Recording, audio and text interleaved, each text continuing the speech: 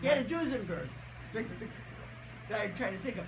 He had a Duesenberg, and he lent them his Duesenberg to ride around the neighborhood and be cock of the walk because they were so excited they were engaged. And when my mother and father were married 3 years later, they had wonderful, or hope chests were filled with all sorts of wonderful stuff. And it came from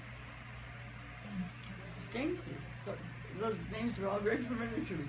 And now they're falling out of my head. Roger Toohey. Well, Toohey was not one of the. Anyway, Big Tim Murphy. Big Tim Murphy had the Duesenberg. Big Tim Murphy was, and he was shot off at Springfield. Yeah. And one day, my mother and grandparents were. You understand? This is all hearsay. Yeah.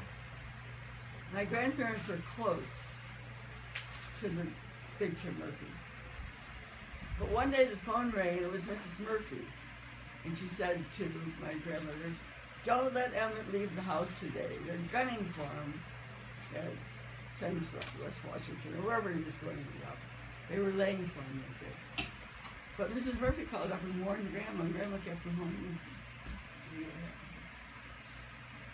But it was a very queer situation. I mean, I think my grandfather was a great hero.